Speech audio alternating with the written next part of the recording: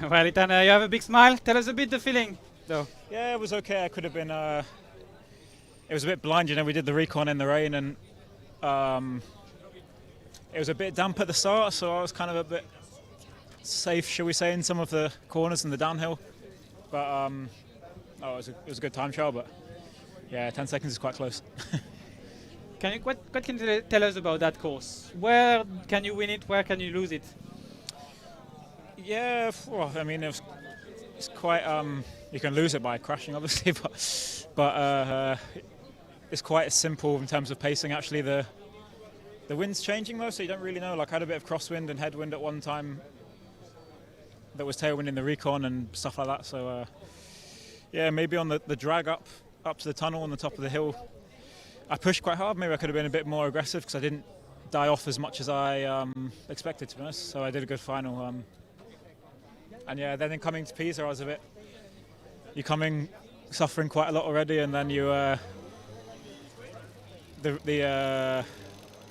it was quite slippery in the recon, and some guys crashed, I think. So I was like, I went obviously quite a lot faster than we did in the rain, but you're still a bit like, oh, I don't know if this is going to be wet on the exit on the like cobble stuff or what.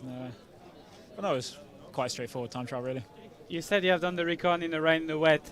How is it different? Well, I guess it's more slippery, more tricky, but how much of a difference will it be if it starts to rain like it is forecasted?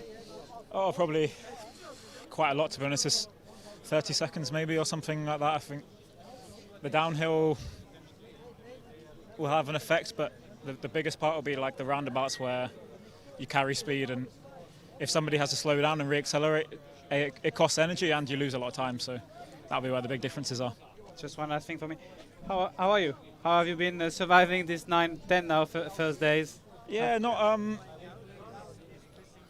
I've not been great, to be honest. Not as good as I'd like, but yeah, losing Mikel meant we lost a bit of direction on some. Like we were still trying, but once we weren't in the breakaway or something, it was kind of just like get to the finish in the best way possible, which would be different if we had Mikel to look after.